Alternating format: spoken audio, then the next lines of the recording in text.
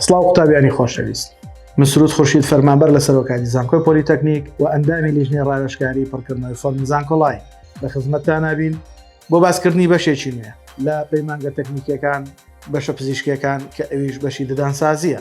ئایا کۆنمرەی ئەم بەشە بە پاراڵێن و زانکۆڵاین و ئێواران لە پەیمانگەکانی هەرێمی کوردستان چۆن بووە بۆ ساڵی خوێندنی 2021-2022؟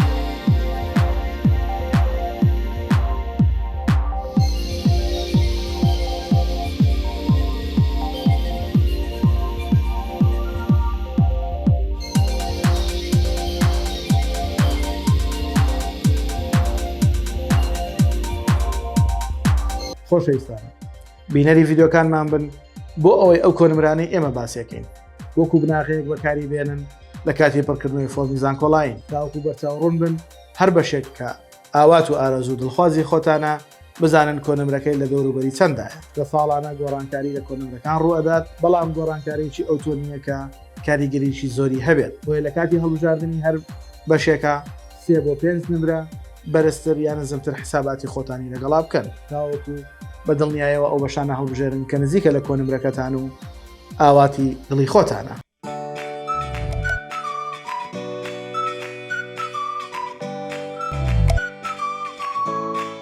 لایک و کۆمنت و سەبسکرایبی کەناڵەکەمان لە یاد مەکەن، کەناڵەکەمان بۆ هاوڕێیانتان شێر بکەن با ئەوانش سودمەند بن.